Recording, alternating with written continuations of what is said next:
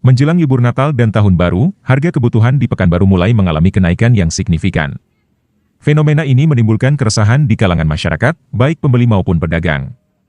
Salah seorang pedagang pasar Simpang Cipta Karya Pekanbaru, Dara mengatakan sudah menjadi hal yang rutin sejak dulu terjadinya kenaikan jelang akhir tahun seperti ini. Biasanya, kenaikan harga ini diperkirakan akan terus berlangsung seiring meningkatnya permintaan menjelang akhir tahun, kata Dara kepada Tribun Senin, 16 Desember 2024. Dikatakannya, beberapa komoditas yang mengalami kenaikan harga di antaranya adalah cabai, tomat, sayuran, dan berbagai kebutuhan dapur lainnya. Kenaikan harga tersebut membuat masyarakat harus merogoh kocek lebih dalam untuk memenuhi kebutuhan sehari-hari. Tidak sedikit pembeli yang mengeluhkan sulitnya mengatur anggaran belanja akibat lonjakan harga ini. Di sisi lain, pedagang juga merasakan dampaknya. Meski harga barang meningkat, daya beli masyarakat cenderung menurun. Hal ini membuat banyak pedagang khawatir penjualan mereka tidak akan mencapai target seperti tahun-tahun sebelumnya. Kondisi ini menciptakan dilema karena pedagang juga harus menyesuaikan harga jual dengan biaya modal yang semakin tinggi.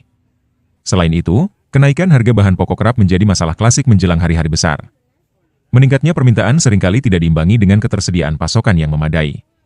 Faktor distribusi juga menjadi salah satu penyebab lonjakan harga, terutama untuk komoditas yang didatangkan dari luar daerah. Untuk cabai misalnya, yang mengalami kenaikannya dari sebelumnya Rp35.000 per kilogramnya menjadi Rp45.000 per kilogramnya. Hal ini juga dipengaruhi oleh peningkatan konsumsi rumah tangga dan kebutuhan industri makanan yang meningkat selama musim libur. Sayuran juga mengalami kenaikan yang signifikan. Misalnya untuk harga buncis yang biasanya di bawah Rp10.000, kini pedagang terpaksa menjual Rp20.000 karena modalnya semakin naik. Kondisi yang sama juga terjadi pada jenis sayur lainnya, seperti kol, wortel, dan lainnya. Meski demikian, tidak semua komoditas mengalami kenaikan harga.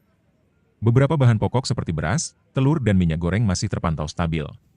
Namun, masyarakat tetap waspada terhadap potensi kenaikan harga di hari-hari mendatang, mengingat pola kenaikan harga menjelang libur besar biasanya bersifat menyeluruh.